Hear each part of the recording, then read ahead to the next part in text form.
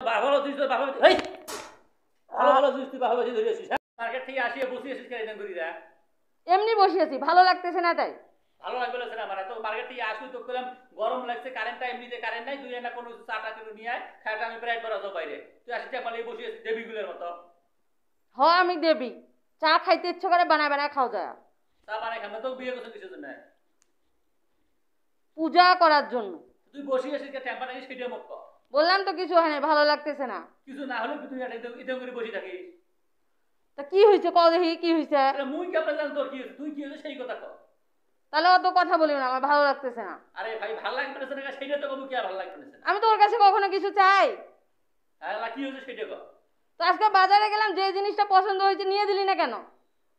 তো কি মুই কোনোদিন কিছু নিয়ে যাক নাই, তুই যে জিনিস দাম করছিস সেই জিনিসের দাম 5,000 টাকা, আমি কি 5,000 টাকা নিয়ে গেছিলাম? তার মানে কি অন্য কিছু তো কি নিয়ে দেখ না জীবনে? না অন্য কিছু নিয়ে দে, আজকে যেটা পছন্দ করলাম সেটা কেন নিয়ে দিলি? আরে ভাই তুই আজকে পছন্দ তো আজকে নালে আমার কাছে টাকা নাই, কাল বাদ পরশু দিন টাকা হবে তখন নিয়ে দে, তুই আজকে নিয়ে দে। আরে পরশু দিন এটা আমার জন্য রাখি দিবে মানুষ। হ্যাঁ ওই জিনিস কি পৃথিবীতে আর নাই, সারা মানুষ আর নাই, আর পাওয়া যাবার নয়। আমার কোনো চাহিদা আছে? আমি কখনো কোনো জিনিস তোর কাছে চাই? আজকে একটা জিনিস চাইলাম শুকায় গেল না। আমার যত ভালো ভালো জিনিস সব আমি বাবার বাসা থেকে নিয়ে আসি, তুই আমার কোন চাহিদাটা পূরণ করিস? তুই কি করলি যে তো ভালো জিনিস তো ভালো এই ভালো ভালো জিনিস তুই ভালো ধরে আসিস? হ্যাঁ আর আমির বাচ্চাটা ভাবি যা তো ভালো ভালো জিনিস তুই ভালো ধরে আসিস। আচ্ছা ঠিক আছে, আমি থাকবোই না।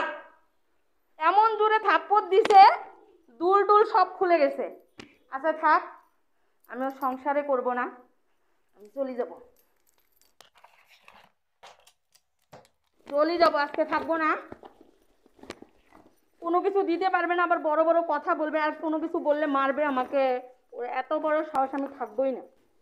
আমার সাথে খারাপ ব্যবহার করে, ওই ওই আমাকে চেনে, আমি থাকবোই না। আমি না থাকলে দেখি কি হয়, দেখে নিবো। এবার চলে যাচ্ছি আমি, থাক তুই, তোর সংসার তুই কর, আমি চলে গেলাম। দরজা আবার কে ঢক ঢকাচ্ছে এই সময়? কে রে তোমরা এই টাইমে? কে? স্যারের সাথে দেখা করতে আসছি, একটু দরকার আছে তো।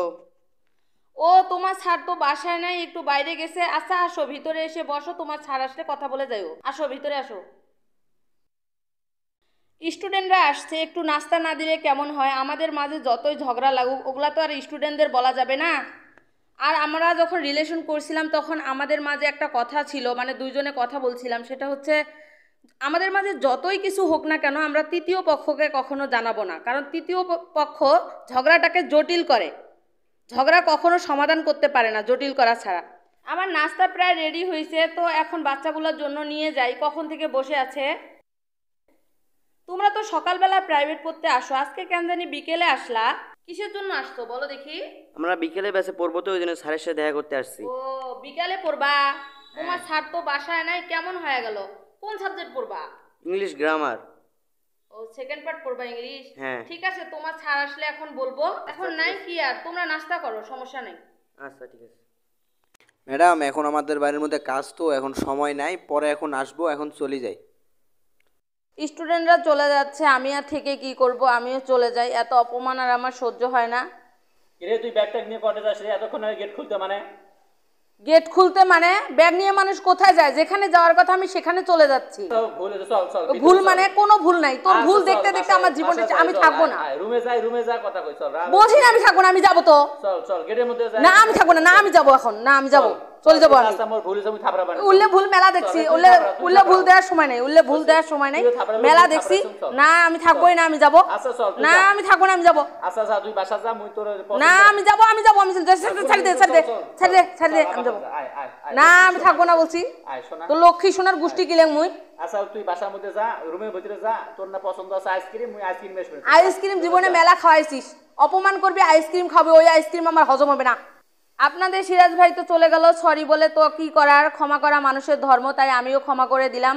চাইলেই একটা সম্পর্ক 2 মিনিটে ভেঙে দেওয়া যায়, কিন্তু এটা কোনো সমস্যার সমাধান না। মানিয়ে গুছিয়ে নিয়ে চলাটাই হচ্ছে জীবন সংসার। তো আমি এখন আমার সংসারে ফিরে যাচ্ছি, আপনারা সবাই ভালো থাকবেন, আল্লাহ হাফেজ।